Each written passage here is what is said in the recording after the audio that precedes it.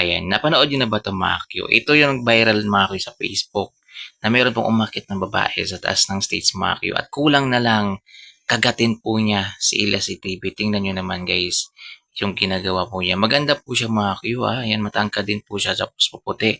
Yan, pero siyempre yung idol natin gentleman po yan. Kagaya nito ng comment na to, ang gentleman ni Ilyas, hindi siya nagte-take advantage sa mga babaeng nalapit sa kanya. Alam niya yung limitation niya. Opinion ko lang yun ha. God bless Elias sa group mo. O, diba? Siyempre po, ganun ho si Elias eh. Yan, napaka-gentleman po yan. Hindi po yan nananamantala ng mga babaeng umaakyat sa kanya dito po sa stage.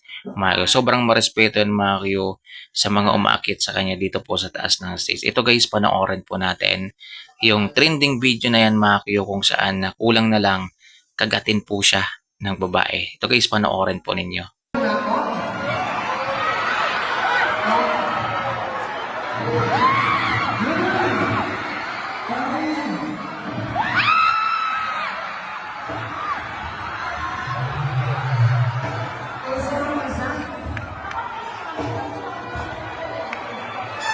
Tungod na ko nakakupan kasi ng face. Ang hito, Lord! Nadita na sa God! Salamat kayo sa pamamahal. God bless always. O diba mga Q, grabe. Kulang na lang mga Q, kagatin po niya si Ila CTV. Grabe. At sa video na ito mga Q, makikita natin na sobrang gentleman lang po talaga ni Ila CTV mga Q. Sports lang po talaga. Siyempre umakyat guys. Kailangan mo talaga pakitaan ng maayos. Pero hindi po niya binabastos. Kagaya na lang ng sinasabi ng iba ngayon guys na binabastos po niya yung mga umakyat sa kanya sa stage. Hindi po. Yan makikita natin sa video na to guys na yung babae mismo yung halik ng halik sa kanya guys. Ayan, mabuti na lang at inawat ng mga bodyguard sa bandang huli. Kasi nga, kumbaga gusto na siyang kuyugin talaga ng babae, mga Q.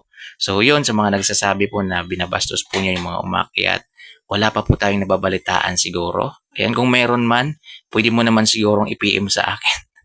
Ayan, kasi ako personally mga ka-Q, wala pa naman akong nakikita o nabalitaan na meron po siyang binastos dito po sa taas ng stage. Baka yung mga nakikita po ninyo, yan pong mga AI ngayon, yung mga gawa-gawa na yan mga Q, na meron akong nakita mga Q na meron pong muntik nang humalik kay Ila CTV mga Q. Pero kung titingnan mo naman yung original video mga Q, hindi po ganun yung nangyari.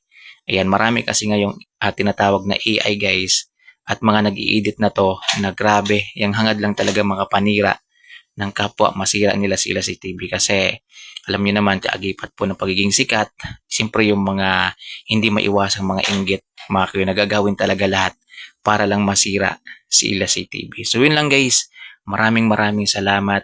Ayan, kung sino man yung babae na yan maswerte po siya mga kayo kasi nga inidulo po niya yung napakabait na singer sikat ngayon dito sa Pilipinas na idol natin, Ila CTV. So yun lang guys, maraming salamat po sa inyong panonood at ingat po kayo mga Q, basta wag lang po kayong maniniwala basta-basta sa mga fake news guys. Yan, mas maganda na maging mapagmatyag din po kayo. Yan, wag agad-agad maniniwala mga Q sa mga nakikita nyo ngayon sa social media.